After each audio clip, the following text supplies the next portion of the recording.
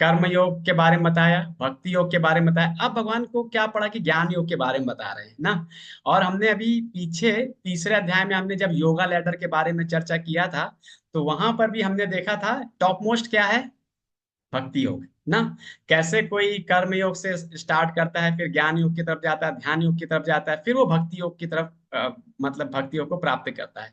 तो जब top most चीज हमने डिस्कस कर ली है, तो हमें अब ज्ञान योग को डिस्कस करने का क्या जरूरत है ना। तो यहाँ पर क्या है कि देखिए, बिना मतलब भक्ति योग के कर्म योग, कर्म की कोई वैल्यू नहीं है। और बिना ज्ञान के जो है, मतलब बिना भक्ति के ज्ञान की भी कोई वैल्यू नहीं है। तो आप देखोगे कि भक्ति योग को बीच में रखा गया है। वो उधर कर्म योग को भी टच कर रहा है और इधर ज्ञान योग की भी टच कर रहा है, मतलब वो दोनों को ही जो है आप वैल्यू प्रोवाइड कर रहा है ना। तो अब जैसे कि 12वें अध्याय में हमने समझा था कि कैसे भगवान ने भक्ति के अलग अलग स्तर बताए थे। और फिर 12वें अध्याय के एक श्लोक में भगवान ने बोला था कि माया भगवान ने बोला था कि मृत्यु संसार सागर भवामी ना चिरात पार्थ मय्यावेशित चेतसाम। तो भगवान वहां पे अपने भक्तों को प्रॉमिस कर रहे हैं कि मैं जो हूं आपको इस मृत्यु संसार से जो है बाहर निकालूंगा। तो अब उस मृत्यु संसार से बाहर निकालने के लिए प्राय भगवान यहाँ पे ज्ञान योग के बारे में अब विस्तार से बताने जा रहे हैं ना। तो अब हम तीसरे अध्याय पे चर्चा करेंगे। ये जो सेक्शन है ना, ये बहुत इंपॉर्टेंट है। इंपॉर्टेंट इस सेंस में है कि इस सेक्शन से हमारा जो अंडरस्टैंडिंग है, जो हमारा विजन है, वो एक प्रकार से उसको एक शिफ्ट मिलेगा, मतलब it will be mature vision ना। और हम सही दृष्टि से जो है किसी वस्तु को हम देख पाएंगे। तो हम इस पे आगे प्रोसीड करते हैं। तो ये जो हमारा सबसे पहला इस सेक्शन का जो अध्याय है वो 13वां अध्याय है। इसका जो टॉपिक है प्रकृति, पुरुष और चेतना, जैसा कि मैंने बताया था जीव, जगत और जगदीश्वर। तो इसका जो सूत्र है वो है वाइजेस्ट ना। तो हम एक एक करके चर्चा करेंगे इस पे। तो सबसे पहले क्या है, अर्जुन क्या कर रहे हैं, भगवान से प्रश्न पूछ रहे हैं ना। देखिए, आप लोग इस चीज को समझिएगा कि अर्जुन जितने भी प्रश्न पूछ रहे हैं ना, वो सब हम लोगों के लिए पूछ रहे हैं, ताकि हमारा ज्ञान का वर्धन हो, हमारी भक्ति बढ़े, हम कर्म के सिद्धांतों को समझे। अर्जुन तो भगवान के शुद्ध भक्त हैं। वो तो ऑलरेडी भगवान के साथ जो है एक विशेष संबंध में, सखा के संबंध में है। और भगवान मतलब जो है, मतलब जो भी ज्ञान दे रहे हैं उनके माध्यम से हमें ज्ञान दे रहे हैं। तो अर्जुन ने देखिए दूसरे अध्याय में प्रश्न पूछा, फिर उसके बाद तीसरे अध्याय में प्रश्न पूछा, फिर पांचवें अध्याय पांचवें अध्याय में भी प्रश्न पूछा है। फिर उसके बाद अर्जुन ने जो है 8वें अध्याय में प्रश्न पूछे ना। और फिर उसके बाद 10वें और 11वें अध्याय में भगवान से रिक्वेस्ट किया विराट रूप के लिए। और फिर जो है भगवान से 13वें अध्याय में जो है प्रश्न पूछ रहे हैं। तो ये प्रश्न पूछना एक बहुत इंपॉर्टेंट है, ताकि हमें हर टॉपिक पे क्लैरिफिकेशन मिल सके कि भगवान क्या शास्त्रों के अनुसार हमें बताना चाह रहे हैं। तो अर्जुन यहाँ पे बहुत महत्वपूर्ण प्रश्न पूछते हैं, 6 प्रश्न पूछते हैं ना।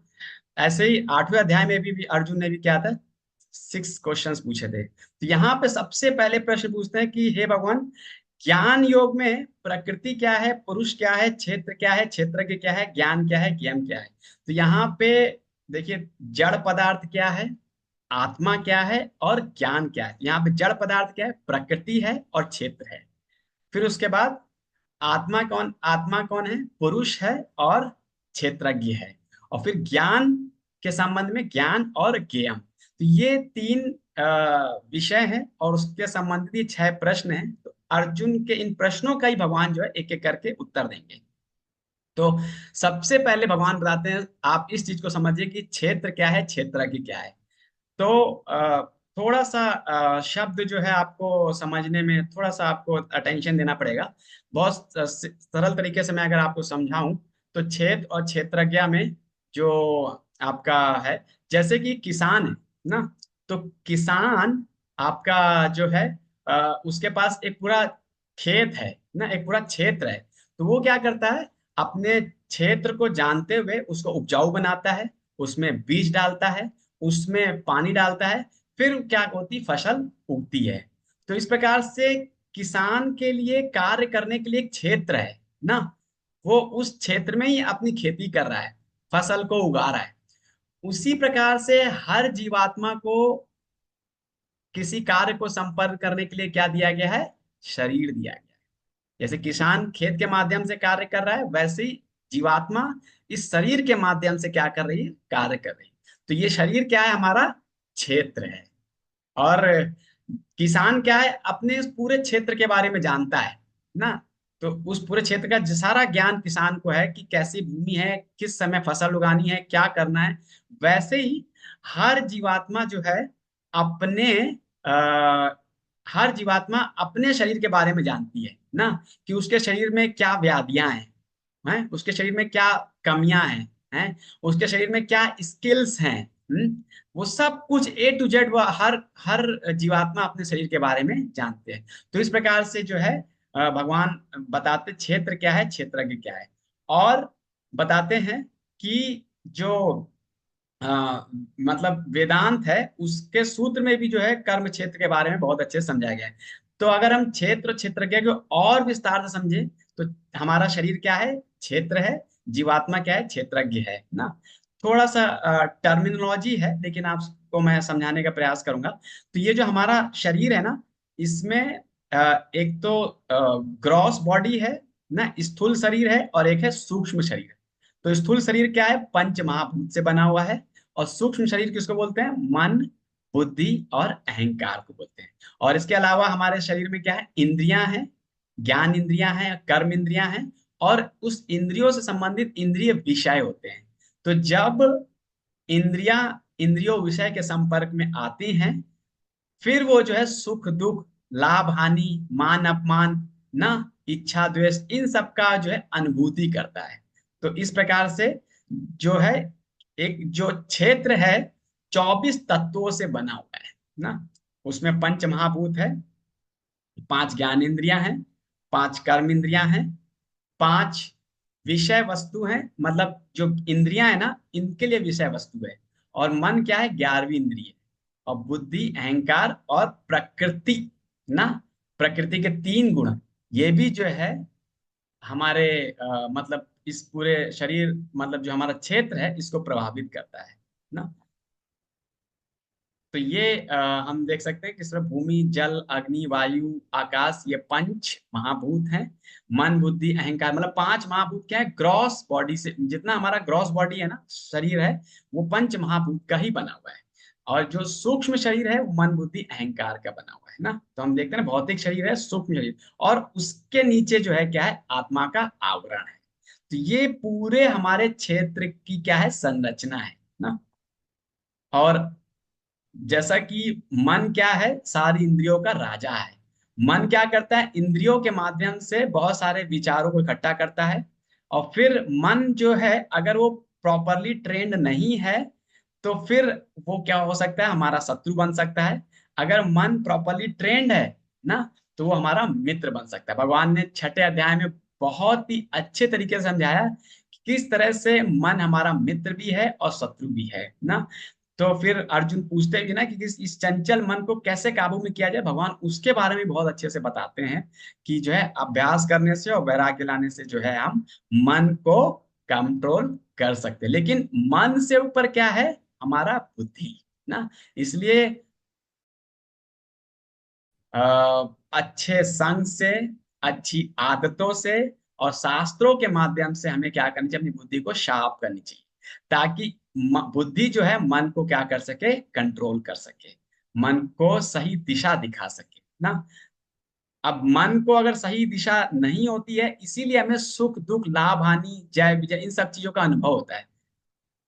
इसीलिए ये सारे विकार उत्पन्न होते हैं ना, कि हमें बड़ा कष्ट हो रहा है ना, हमें बड़ा आनंद मिल रहा है, थोड़े समय में बड़ा बड़ा मान मिल रहा है, फिर हमें अपमान मिल रहा है। तो ये सारे विकार इसी वजह से होते हैं कि वो मन जो है इंद्रियों के माध्यम से जो है क्षेत्र पर क्या हो जाता है? एक्टिव हो जाता है। और हर क्षेत्र, क्षेत्र का मतलब क्या है? हमारा शरीर जो है 6 प्रकार। सबसे पहले कोई शरीर क्या होता है? आत्मा के साथ जन्म लेता है, फिर वो उसका ग्रोथ होता है, फिर वो थोड़े समय के लिए स्टेबल हो जाता है, और फिर वो क्या छठा चौथा है कि उस वो क्या बाई प्रोडक्ट पैदा करता है, संतान की उत्पत्ति करता है। और फिर वो धीरे धीरे वीक होता है, फिर उसकी क्या हो जाती है, मृत्यु हो जाती है। ये सारे के सारे परिवर्तन क्षेत्र में होते हैं।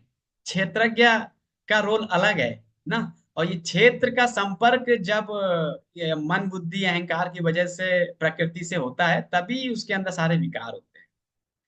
फिर आता है आई, आइटम्स ऑफ नॉलेज। देखिए, ज्ञान दो प्रकार से है, एक भौतिक ज्ञान है और एक क्या है, आध्यात्मिक ज्ञान है। हमारे ज्ञान का उद्देश्य क्या है? हमारे ज्ञान का मुख्य उद्देश्य क्या है कि कैसे हम जो है अपने जीवन को अच्छा बनाएं, अच्छा चरित्र निर्माण करें, अच्छे मूल्यों को जीवन में अपनाएं, सिद्धांतों को हम अपने जीवन में अपनाएं ना। तो ये मुख्य उद्देश्य है ज्ञान का। और ये जो ज्ञान है, ये एक प्रकार से थ्योरिटिकल ना रहे, इसको हमें रियलाइज भी करना है। और जब हम इस प्रोसेस को अपनाएंगे, ज्ञान को अपनाने का ये प्रोसेस है जिसमें हम ये 20 गुण हम आपको दिखा रहे हैं ना। सबसे पहले क्या है, ह्यूमिलिटी है, प्राइडलेसनेस है, नॉन वायलेंस, मतलब ये सारे के सारे गुण अगर हम अपने अंदर विकसित कर लेते हैं, तो उससे हम जो है एक बहुत अच्छे चरित्र का निर्माण करने, सिद्धांतों को, मूल्यों को अपनाने में जो हमें ज्ञान की आवश्यकता होती है, वो हम बहुत सरलता से अपना सकते हैं। देखिए, ये 20 जो है प्रोसेस है, कैसे हम अपने थ्योरिटिकल नॉलेज को रियलाइज नॉलेज में कन्वर्ट कर सकते हैं। लेकिन अब हो सकता है कि आप में से कोई एक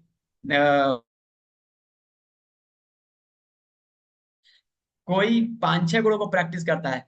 इन सब में एक गुण ऐसा है जो सबसे इंपॉर्टेंट है।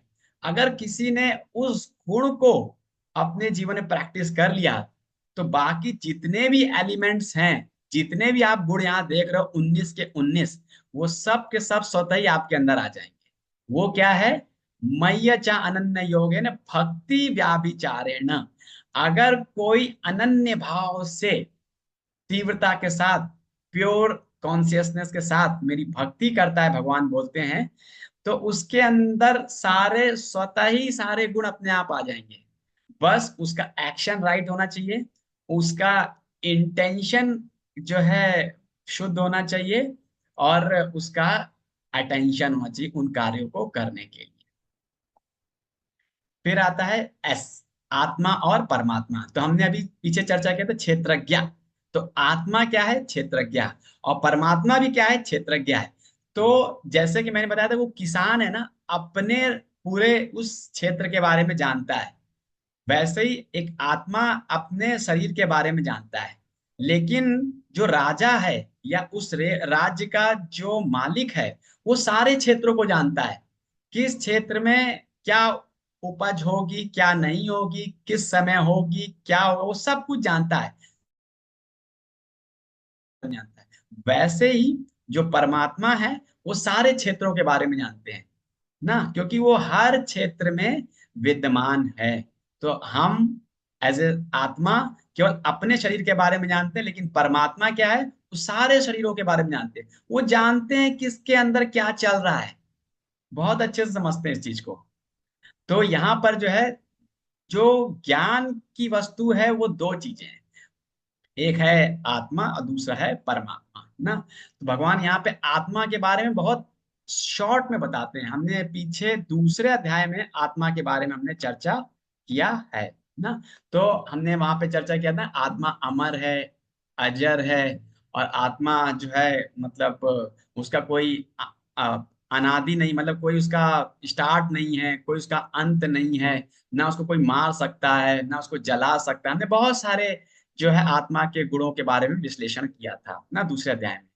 सबसे इंपॉर्टेंट बात यह है कि अगर कोई आत्मा के कैरेक्टरिस्टिक्स को समझ जाता है, जान जाता है ना, तो उसको सुख दुख लाभ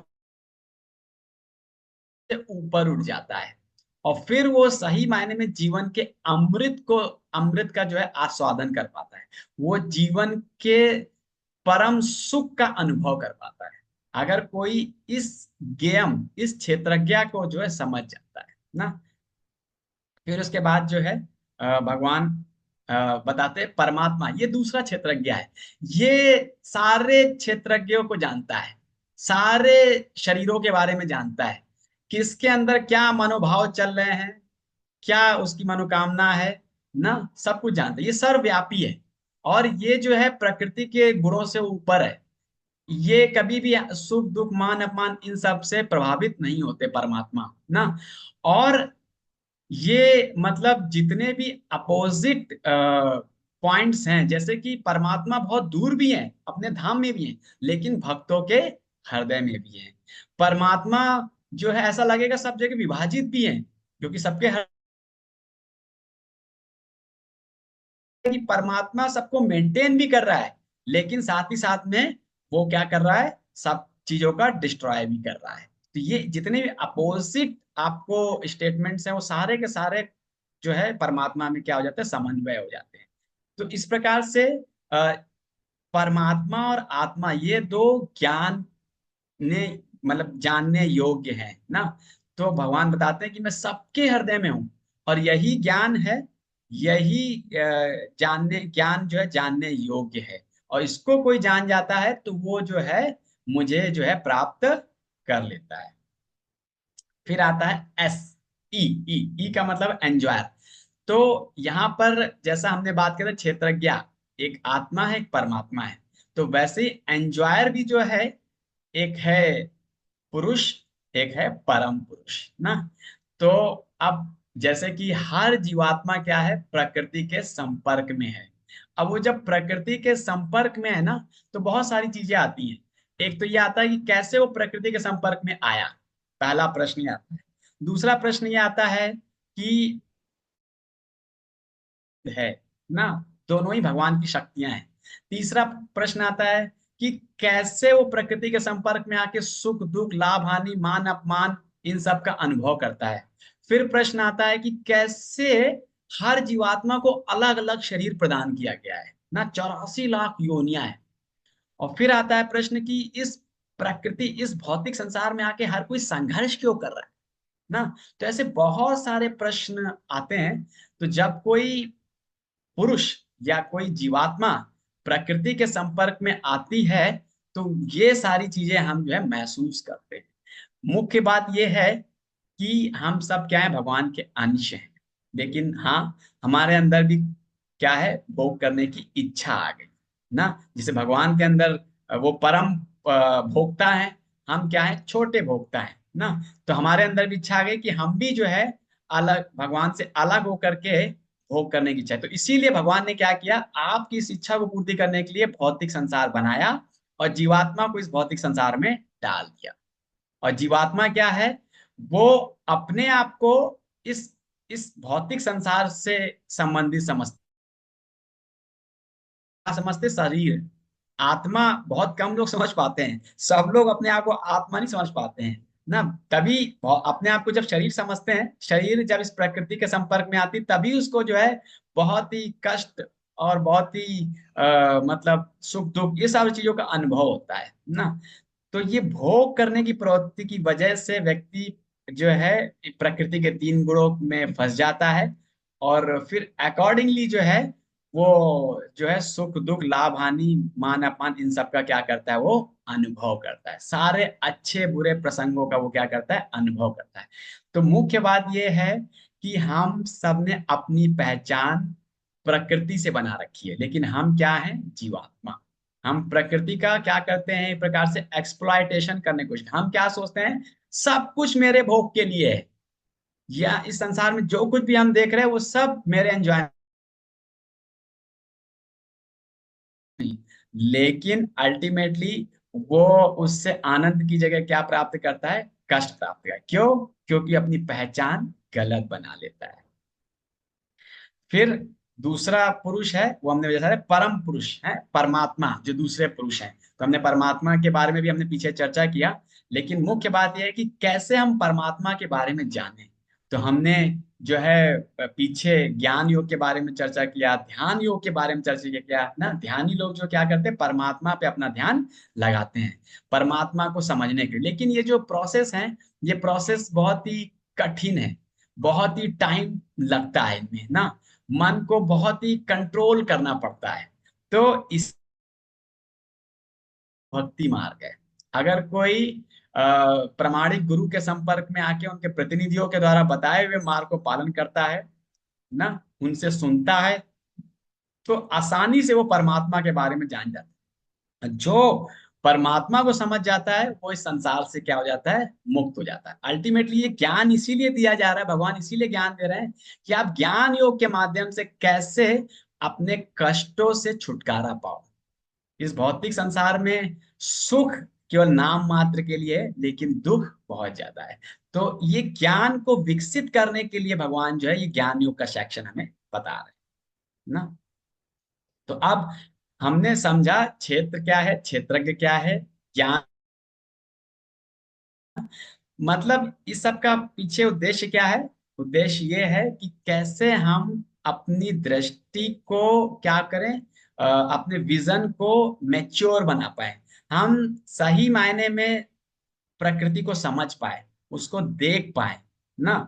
तो अब हम देखते हैं, तो जो परमात्मा और आत्मा को समझ जाता है, जिसकी दृष्टि मैच्योर हो जाती है ना, तो वो प्रकृति, शरीर, आत्मा और परमात्मा के भेद को आसानी से देख पाता है ना। वो ये देख पाता है कि जो भी शरीर है वो प्रकृति के एक प्रकार से भाग हैं।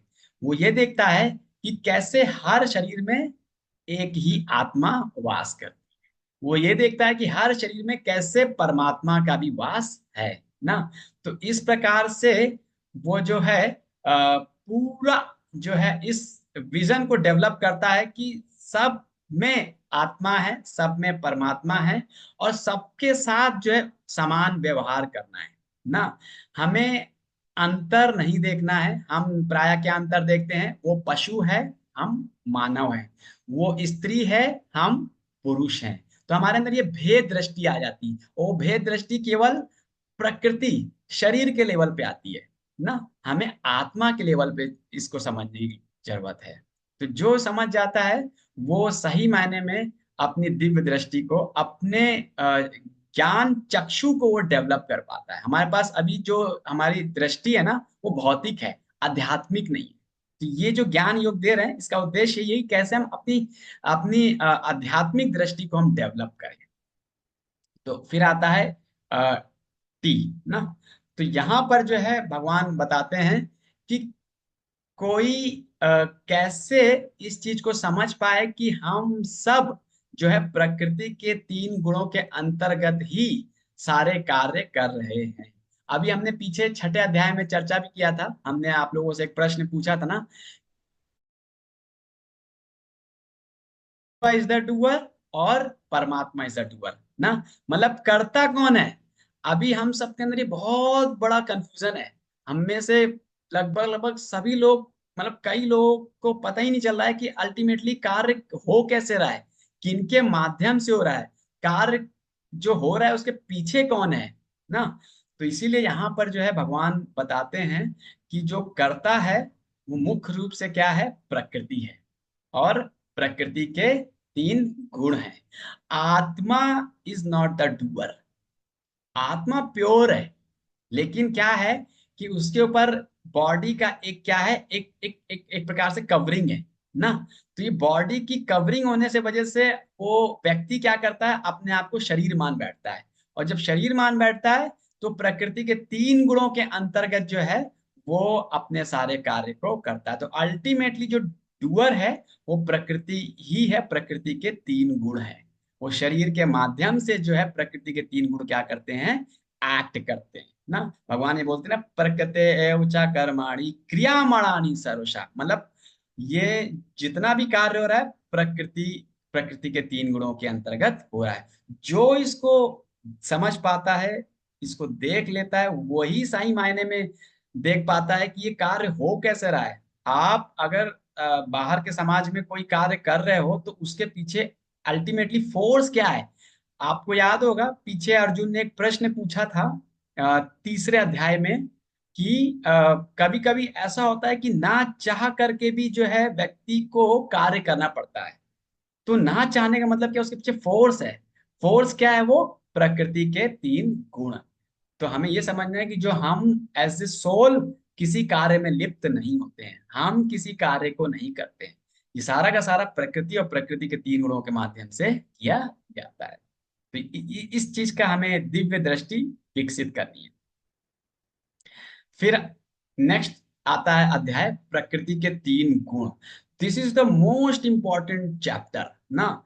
मतलब ये एक ऐसा अध्याय है जिसके माध्यम से आप समझ पाओगे कि कैसे हम प्रकृति के नियमों से बंधे हुए हैं।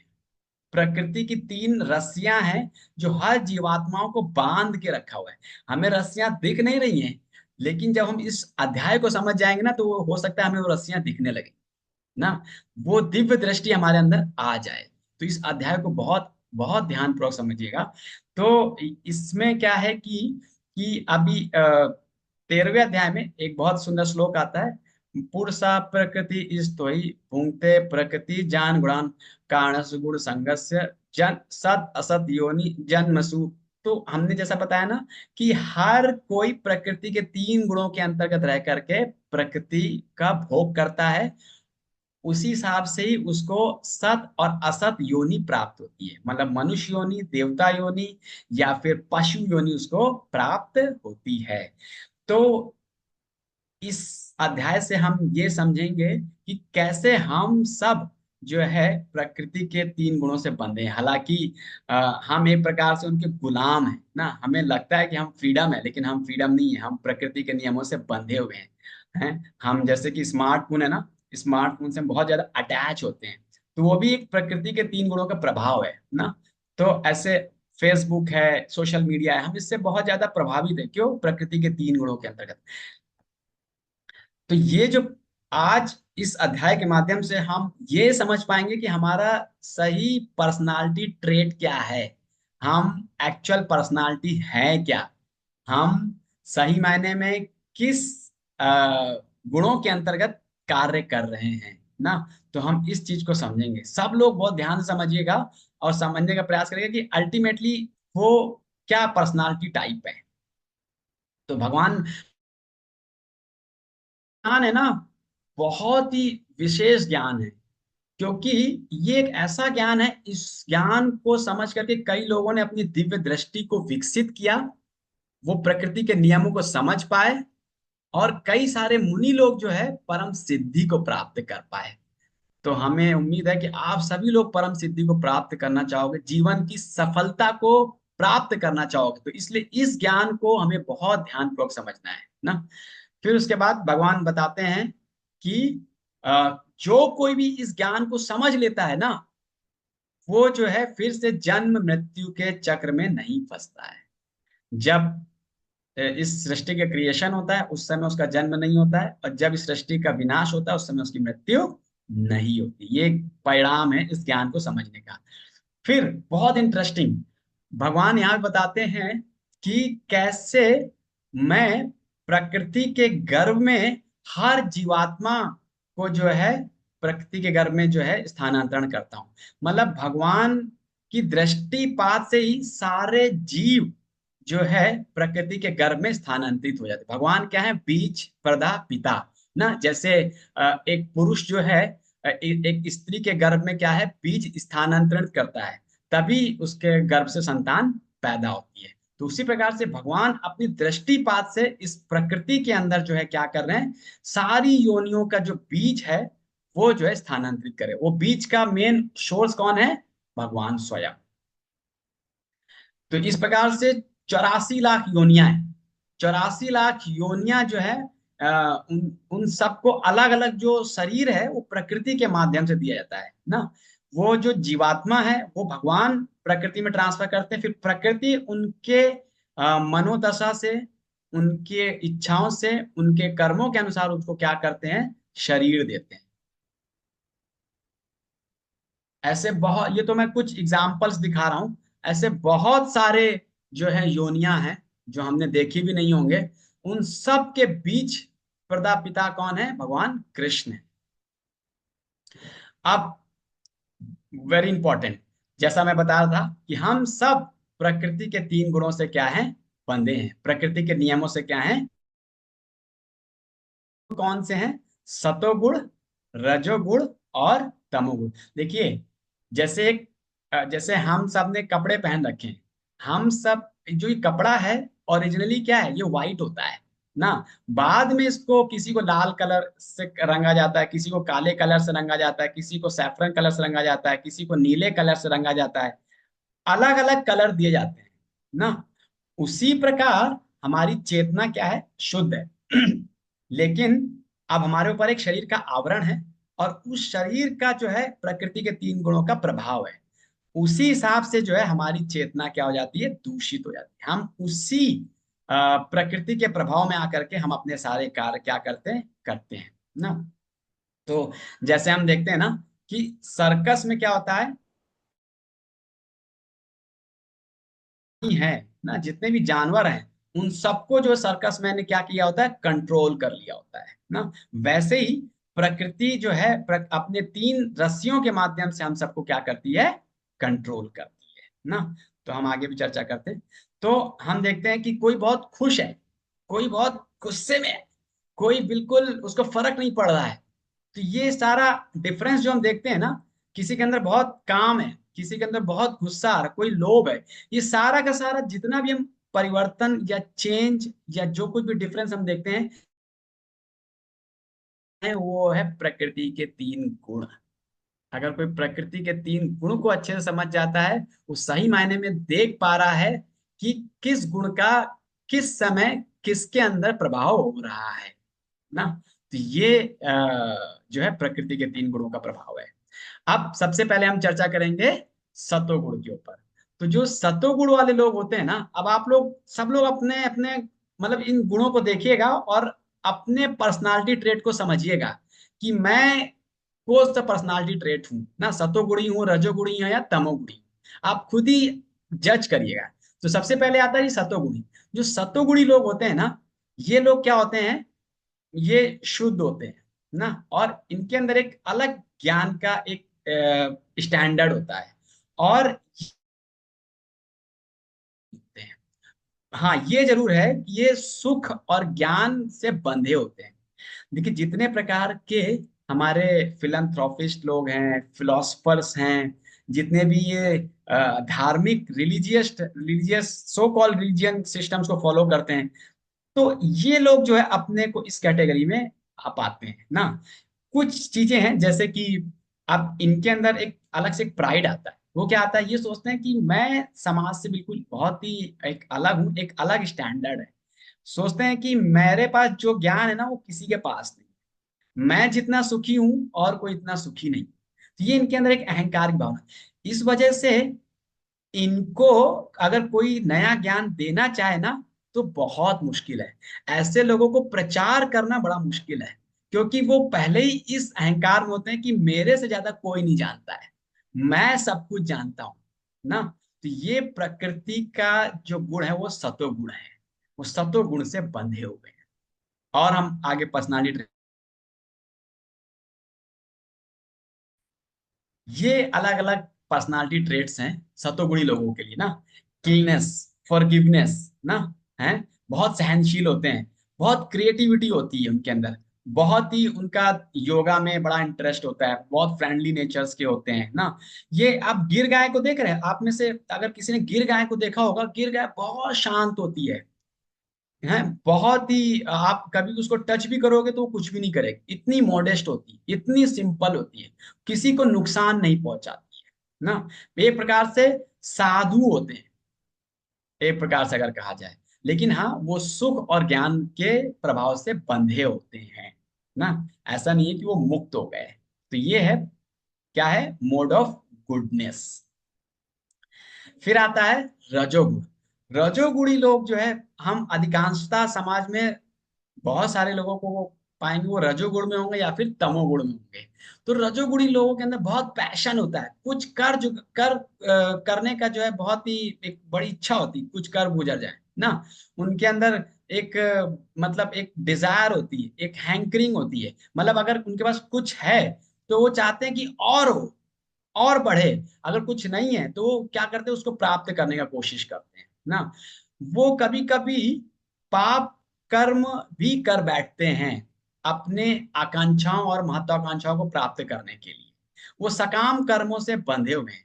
एक स्त्री और पुरुष के बीच का जो काम का संबंध है वो भी रजोगुण की वजह से ही है ना। और मतलब वो जो है किसी भी कभी कभी वो मतलब पाप कर्म भी कर देते हैं तो उनको पता नहीं चलता है, लेकिन वो पाप कर्म कर बैठते हैं।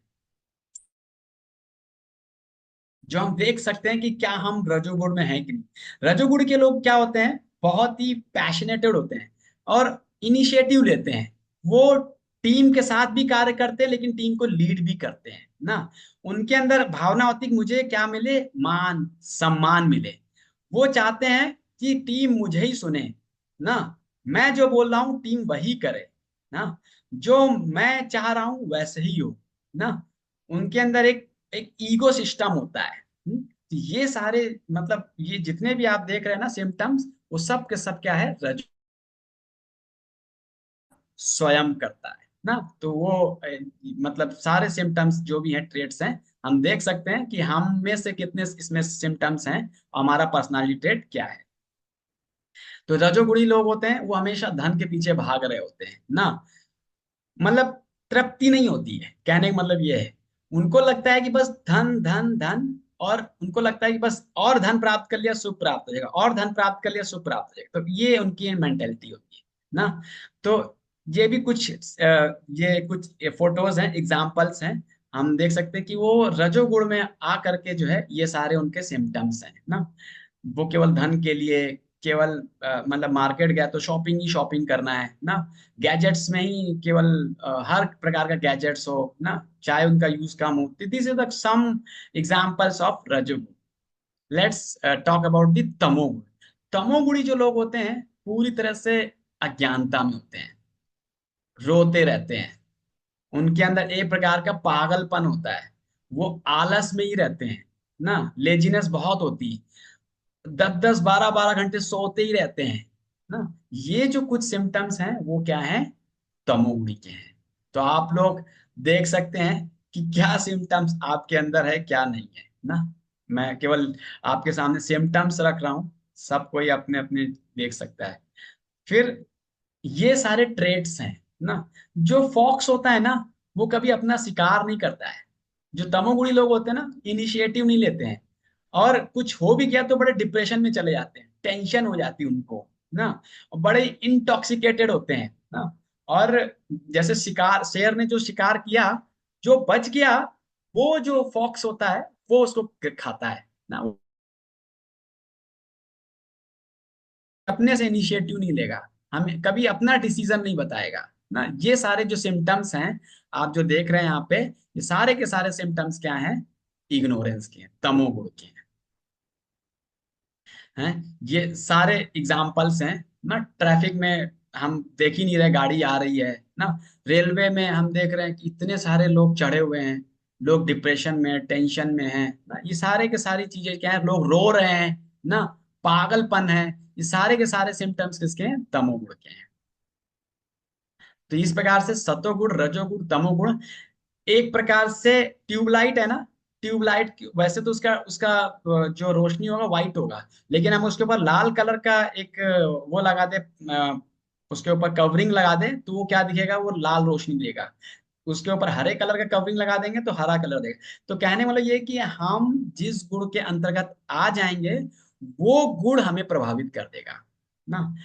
तो ये हमें जानना है कि अभी हम किस गुण में हैं, कैसे हम तमोगुण से उठकर रजोगुण में आए, रजोगुण से उठ के हम सतोगुण में आए। अब कभी कभी क्या होता है, रेस ऑफ प्रोमिनेंस आर ना। कभी कभी क्या होता है, हमारा सतोगुण बहुत ज्यादा होगा, तमोगुण कम होगा। तमोगुण ज्यादा होगा, रजोगुण कम होगा। रजोगुण ज्यादा होगा, सतोगुण कम होगा। तो ये फाइट चलती रहती है। आप खुद भी देखिए कि जब आप सुबह सुबह उठते हैं ना, तो देखिए आपका मन बिल्कुल खाली खाली सा होता है। उस समय आप जो भी सोचते हैं, विचार करते हैं, बिल्कुल सतोगुणी होता है। सुबह का जो समय होता है बिल्कुल सतोगुणी समय होता है। उस समय आप जो भी कार्य करेंगे उसकी बहुत प्रोडक्टिविटी होती है। इसीलिए सुबह सुबह जल्दी ब्रह्म मुहूर्त में उठना चाहिए, ब्रह्म मुहूर्त में पढ़ाई करना चाहिए, ब्रह्म मुहूर्त में हमें आध्यात्मिक अनुशीलन करना चाहिए ना, ताकि उसकी बहुत अच्छी प्रोडक्टिविटी हो, हमारा लाइफ स्टाइल जो है अच्छा बनता है, हमारा हेल्थ अच्छा बनता है, ब्रह्म मुहूर्त में उठते हैं। तो इस प्रकार से जैसे जैसे सूरज बढ़ता है तो रजोगुण बढ़ता है, और जब अंधकार आता है तो क्या होता है, तमोगुण बढ़ता है। तो इस प्रकार से हम कभी सतोगुण में होते हैं, कभी रजोगुण में होते हैं, कभी तमोगुण में होते हैं। तो जैसे कि ये हम देखते हैं कि सर्कस के अंदर एक व्यक्ति जो है सारे जानवर को, बड़े से बड़े जानवर को कंट्रोल कर लेता है, लेकिन क्या वो अपने मन को कंट्रोल कर पाता है? वेरी डिफिकल्ट है। जब अपने मन की कंट्रोल करने की बात आती है, अपने एंगर को कंट्रोल करने की बात आती है, लस्ट को कंट्रोल करने की बात आती है, तो उसके लिए बहुत बड़ी समस्या है, बहुत चैलेंजिंग है ना। तो ये क्यों है? क्योंकि हम प्रकृति के तीन गुणों के प्रभाव में है ना। तो ये बेसिकली कुछ बैड हैबिट्स हैं जिसकी वजह से हमारे जीवन में बहुत सारे हम चेंज देखते हैं। मतलब एग्जाम्पल्स हैं जिसकी वजह से हम समझ पाते हैं क्यों हम सक्सेस नहीं हो पाते लाइफ में ना। हमारे लाइफ में मतलब असफलता का क्या कारण है? तो ये तमोगुण ही मेन कारण है ना, जिसकी वजह से हम लाइफ में जो है अनसक्सेसफुल रहते हैं। ये बहुत डिटेल में हम मतलब जस्ट आपके सामने मैं एग्जांपल प्रस्तुत कर रहा हूँ। जब किसी का मन कंट्रोल नहीं है ना, तो उसको क्या होगा? डिप्रेशन होगा ना, बहुत सारे हाइपरटेंशन होगा, स्ट्रेस होगा, पागलपन होगा। ये सारे उसके अंदर सिम्टम्स आने लगे, और इसके परिणाम स्वरूप क्या होगा? वो सारे गलत कार्य करेगा, मर्डर, रेप ना, सब कुछ वो सारे गलत कार्य करेगा। तो इसलिए सबसे इंपॉर्टेंट है अपने मन को जो है ट्रेन करना, मन को जो है सही दिशा में लेके जाना ना। मन की जो पिक्चर है ना, अगर हमने उसकी स्क्रिप्ट को लिख दिया पॉजिटिवली, तो फिर जो है हमने उसको, अगर जो हम म्यूजिक सुनते हैं, जो हम पढ़ते हैं, जैसे लोगों का संग करते हैं, मतलब निकलेगा। हम अच्छा देंगे तो अच्छा निकलेगा, बुरा देंगे तो बुरा निकलेगा। तो ये हमारे ऊपर है कि हम अपने अंदर कैसी हैबिट्स को डेवलप कर रहे हैं, कैसे लोगों का संग कर रहे हैं, कैसी पुस्तकें पढ़ रहे हैं ना। ये आप लोग जैसे भगवत गीता पढ़ रहे हैं, तो आप सही ज्ञान को अपने अंदर डाल रहे हैं। उससे क्या हो, आपके अंदर जो बुरे विचार हैं, बुरी आदतें हैं, वो समय के साथ क्या हो जाएंगी? खत्म हो जाएंगी। तो इसीलिए हमें सत्वगुणी क्रियाओं को क्या करना चाहिए? विकसित करना चाहिए ना। इससे हमारा जीवन, हमारा लाइफ स्टाइल है, हमारी मनोवृत्ति है, हमारा पर्सनल लाइफ, सब कुछ इट विल मतलब will be very happy actually. तो इसीलिए एक बहुत छोटा सा फॉर्मूला है हम जिसको अपना सकते हैं, पहले भी मैंने शायद चर्चा किया, ABCDE। तो यहाँ पर हम सब लोग बस इस छोटे फॉर्मूले को अगर हमने जीवन में अपना लिया तो हमारा जीवन बहुत सुखी होगा ना। ए से क्या है? एसोसिएशन, हम अच्छे लोगों का एसोसिएशन करें ना, अच्छे लोगों को सुने ना। फिर बी क्या है? अच्छी पुस्तकें पढ़ें, आध्यात्मिक पुस्तकें पढ़ें, अपने मन को आध्यात्मिकता की तरफ लेके जाएं, अच्छे विचार उनके अंदर डालें। सी क्या है? चैंटिंग, अपने मन की वाणी को सुने। डी क्या है? हम केवल भगवान को जो ऑफर करने वाला प्रसाद है उसी को खाएं, उससे हमारा जो अस्तित्व है, हाँ, हमारा मन है, हमारा आत्मा है, वो क्या होता है? शुद्ध होता है। और ई क्या है? हम पॉजिटिव कार्यों में लगे ना, है, हम भगवान की सेवा में लगे। अगर हमने ये छोटे फॉर्मूले को अपना लिया ना, तो आप अपने जीवन में बहुत बड़ा चेंज देख सकते हो, और बहुत पॉजिटिव चेंज देखते हो। मैंने ऐसे कई सारे लोगों को देखा है कि उन्होंने बस इस छोटे से फॉर्मूले को अपनाया है और जीवन उनका बहुत अच्छा हुआ है। मतलब they become grateful to us कि उन्होंने सही डायरेक्शन, सही चीज दे दी। तो बस ये छोटा सा फॉर्मूला अपनाना है अपने जीवन। फिर आता है प्रकृति के जो तीन गुण हैं, इसके बहुत अलग अलग प्रभाव होते हैं।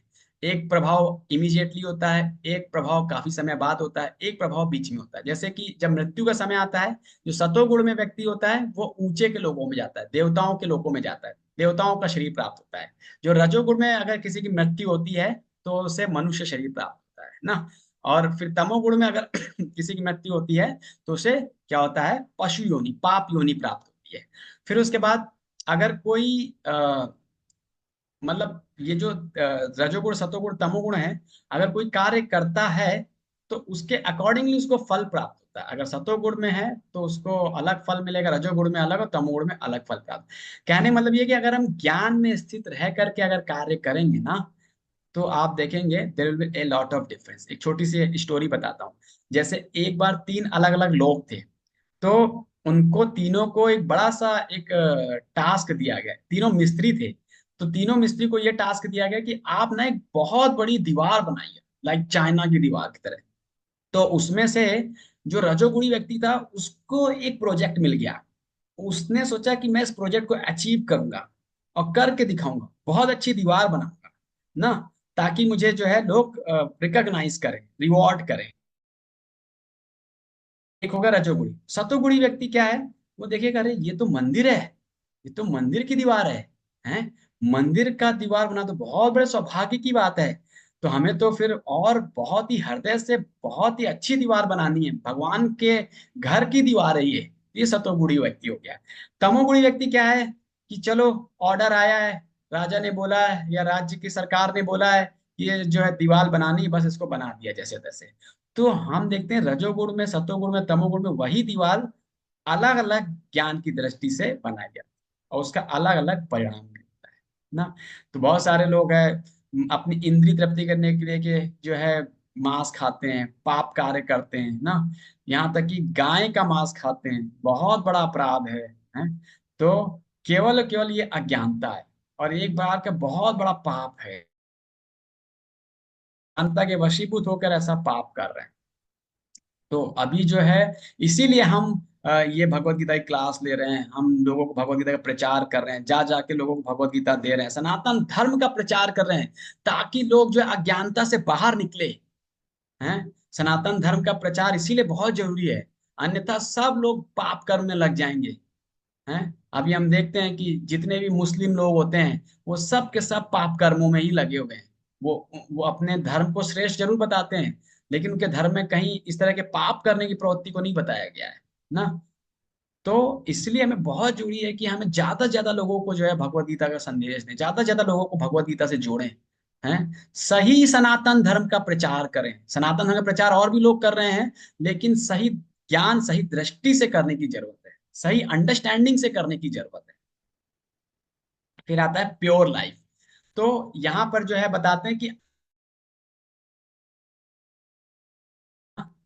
वो ही जो है मतलब शुद्ध जीवन को जी पाता है, और वो ही जो है जन्म मृत्यु जरा व्याधि के चक्र से निकल पाता है, और वो ही जो है सही मायने में अपने दिव्य दृष्टि को विकसित कर पाता है। और फिर उसके बाद अर्जुन पूछते हैं कि ऐसे कौन से लोग हैं, उनका क्या व्यवहार है, क्या उनके सिम्टम्स हैं।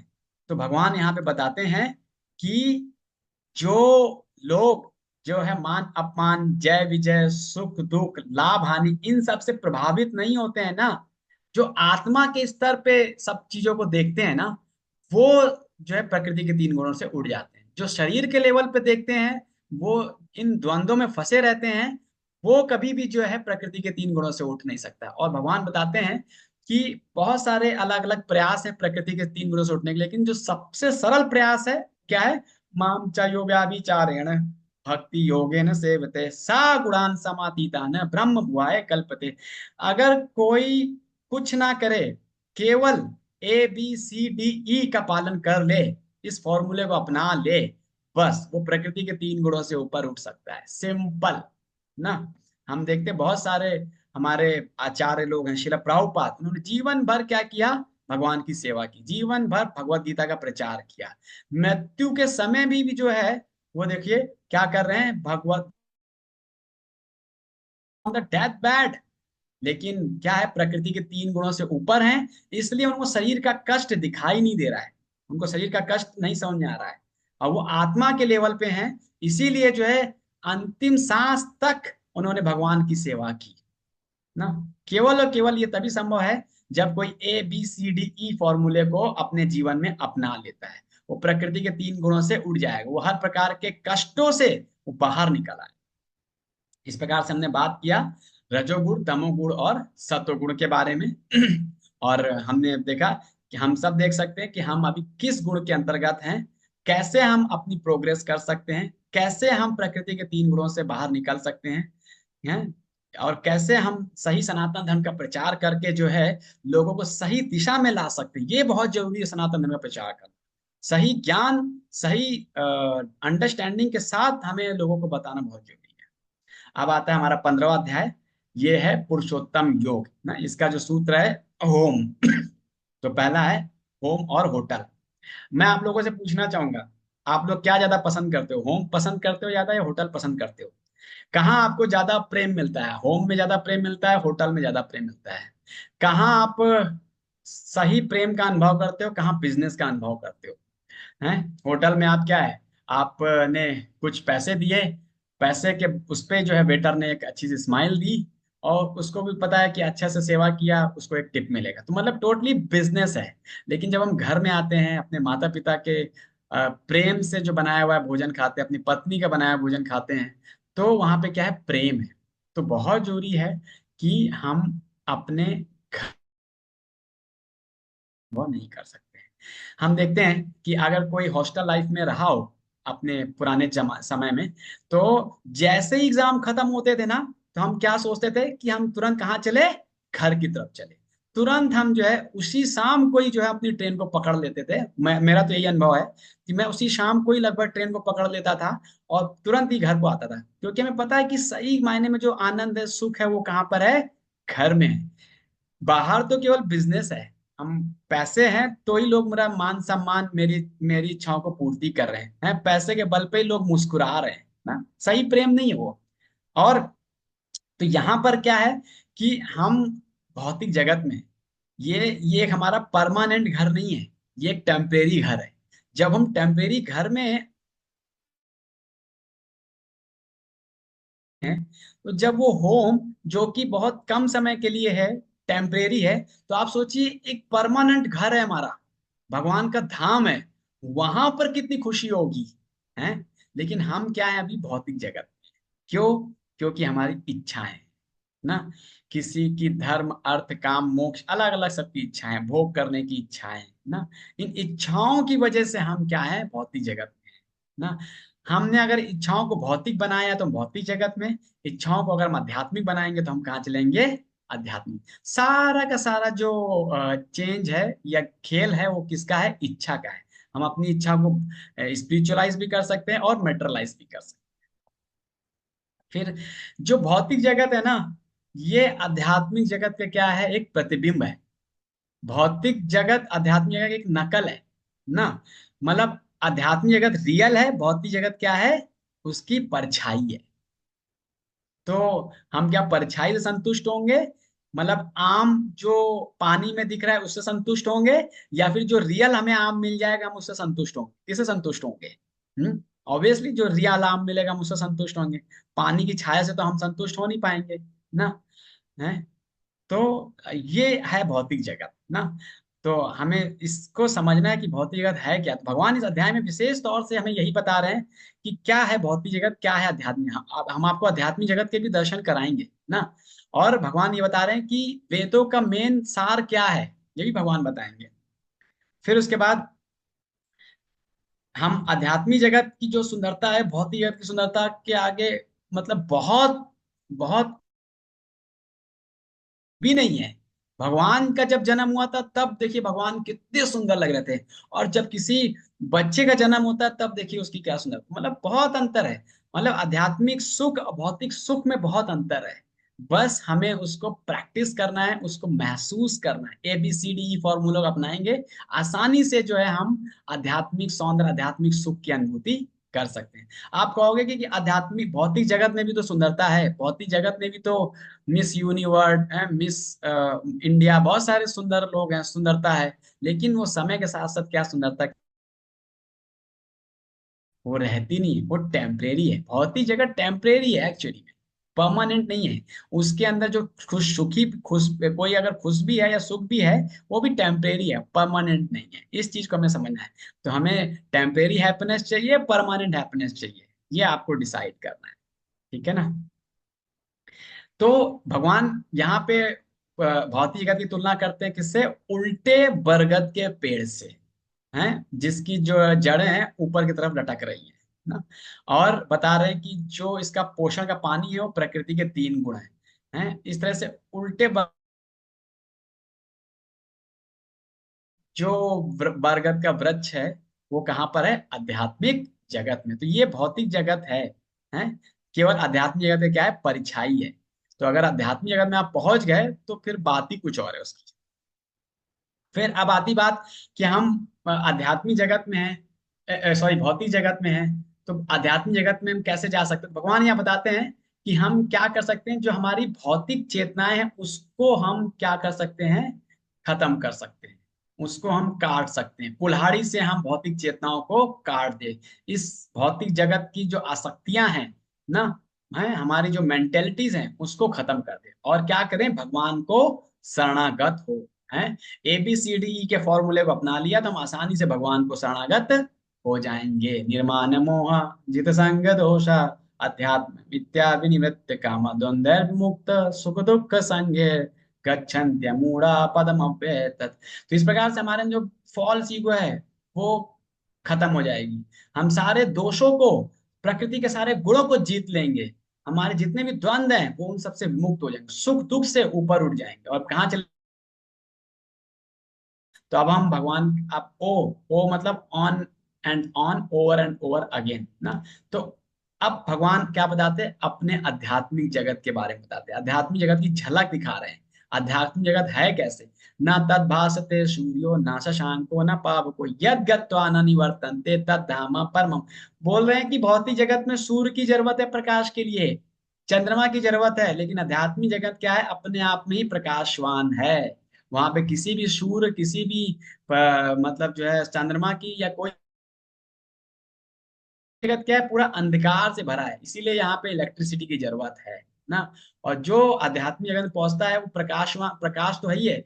वहां पे उसको क्या होता है, भगवान के साथ उसका संग मिलता है, भगवान के साथ बहुत ही आनंदमय सुख पूर्वक जो है अपना जीवन व्यतीत करता है। और फिर भगवान बताते हैं कि हर जीव मेरा अंश है, लेकिन मन की वजह से वो क्या कर रहा है, इस पूरे संसार में, भौतिक जगत में क्या कर रहा है, बहुत संघर्ष कर रहा है, केवल और केवल मन की वजह से ना। तो अगर हमने सही से मन को ट्रेन कर लिया ना, मन के बारे में समझ गए कैसे मन ही जो है हमारा कारण बनता है एक शरीर से दूसरे शरीर को चेंज होने में ना। हम मन की वजह से पशु योनि में भी जाते हैं, मन की वजह से हम देव योनि में भी जाते हैं, मन की वजह से हम भौतिक जगत से भी निकल सकते हैं। तो ये मन ही है जिसकी वजह से हम फंसे हुए हैं, संघर्ष कर रहे हैं ना। होता है। तो इसी प्रकार से हम इतनी सारी असमानताएं देखते हैं ना।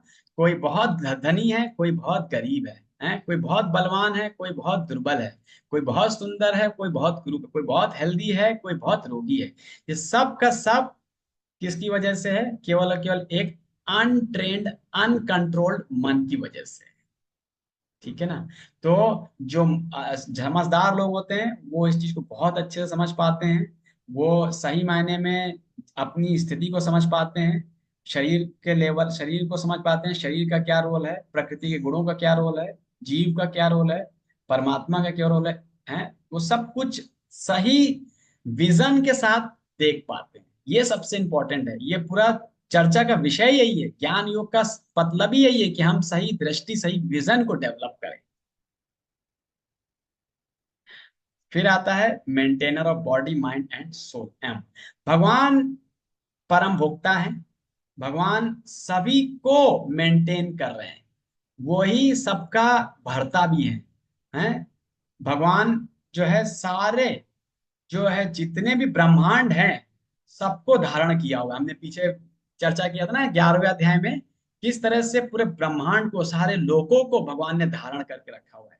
भगवान सारे लोकों के अंदर प्रवेश करते हैं, भगवान सारे जीवों के अंदर प्रवेश करते हैं, भगवान सारे पदार्थों के अंदर प्रवेश करते हैं, सब जगह भगवान व्याप्त हैं। भगवान बोलते हैं कि सूर्य का जो प्रकाश है वो मैं हूँ, आग की जो अग्नि का जो तेज है वो मैं हूँ, चंद्रमा की जो रोशनी है मैं हूँ।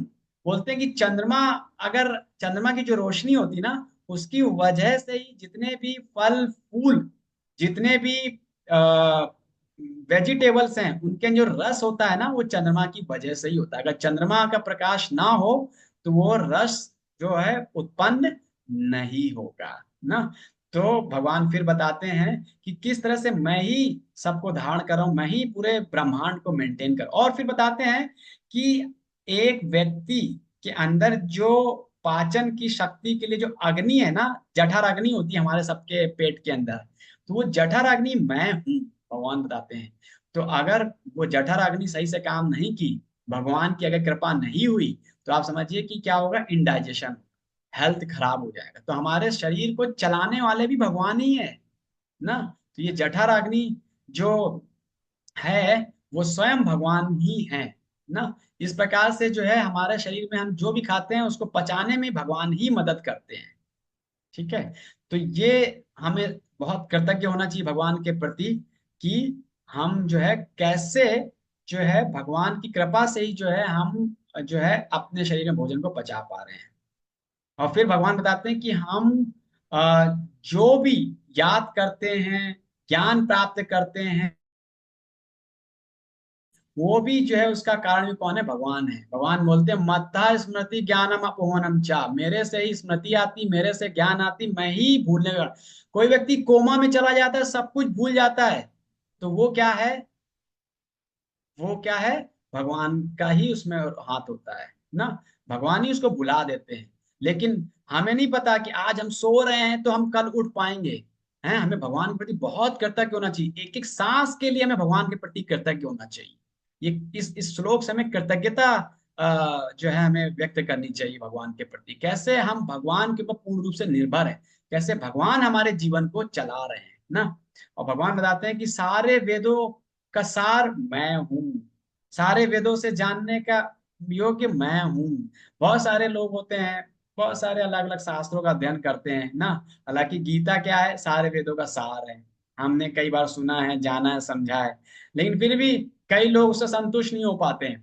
कई लोगों को लगता है कि अलग अलग शास्त्रों को मतलब अध्ययन करें, ज्ञान का अर्जन करें, लेकिन अगर वो कृष्ण को नहीं समझ पाया ना, उससे वो ये नहीं समझ पाया है कि ये भगवान कृष्ण के द्वारा ही सारा ज्ञान है, ज्ञान इन सबसे भगवान कृष्ण को ही जानना है, तो उसके सारे वेदों का अध्ययन करना क्या है?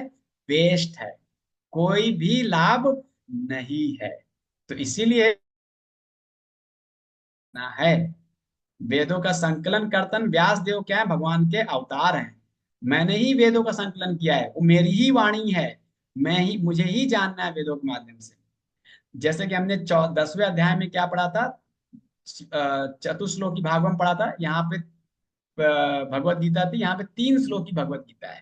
तो यहाँ पे ये 3 श्लोक है, भगवान बहुत विशेष बल देते हैं, बताते हैं कि कैसे जो है एक क्या बोलते हैं, एक जीवात्मा उसको वो क्षर भी होती है और अक्षर भी होती है। मतलब कहने वाला ये है कि एक जीवात्मा बंधी है प्रकृति के 3 गुणों से, और एक जीवात्मा प्रकृति के 3 गुणों से क्या है? मुक्त भी है। तो जो प्रकृति के 3 गुणों से बंधे है वो मुक्त नहीं है, मतलब वो इस भौतिक जगत में है। और जो प्रकृति के 3 गुणों से ऊपर है वो कहाँ पर है? आध्यात्मिक जगत। और भगवान बताते हैं इन सबसे ऊपर कौन है? मैं स्वयं परमात्मा के रूप में क्या करता? भरण पोषण करता हूं।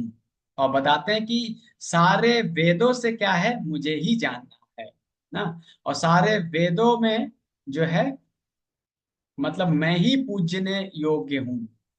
तो फिर भगवान बताते हैं कि कोई व्यक्ति, बुद्धिमान व्यक्ति जब इस चीज को समझ लेता है, इसको जान करके पूर्ण रूप से मेरे भजन में लग जाता है, वो सबसे बुद्धिमान है। और फिर बताते हैं यही सारे शास्त्रों का क्या है? गुह्यतम ज्ञान है। इसको जान करके बुद्धिमान व्यक्ति क्या हो जाता है? परम मतलब आध्यात्मिक जगत को प्राप्त कर लेता है। तो इस प्रकार से भगवान ने ये बहुत विशेष सेक्शन है, हमने इस सेक्शन के माध्यम से जाना कि कैसे हम अपनी दृष्टि को हम हैं कौन, प्रकृति क्या है, हमारा शरीर क्या है, परमात्मा क्या है ना। तो इस प्रकार से हमने मैटर्स के बारे में जानने की कोशिश किया ना। और फिर हमने प्रकृति के 3 गुणों को जानने के बारे में कोशिश किया। लेकिन आप एक बात बड़ा ध्यान से देखिएगा कि भगवान ज्ञान योग के हर सेक्शन के एंड में क्या बता रहे हैं कि आप जो है अल्टीमेटली मुझे कैसे प्राप्त कर सकते हो? भक्ति योग के माध्यम से। भगवान कर्म योग में भी जो है end of the every chapter भगवान भक्ति योग के बारे में बताते हैं। और अर्जुन को अल्टीमेटली यही बोलते हैं, इन सबको जानो, समझो और क्या करो? अपने कर्तव्य को पूरा करो। तो इस प्रकार से ये पूरा सेक्शन यहाँ पे फिनिश होता है। तो हमने आज विज्ञान योग का बहुत ही विशेष अध्याय है। और इसके बाद नेक्स्ट है इंटरेस्टिंग है, तो हम नेक्स्ट संडे को हम उस पर चर्चा करेंगे।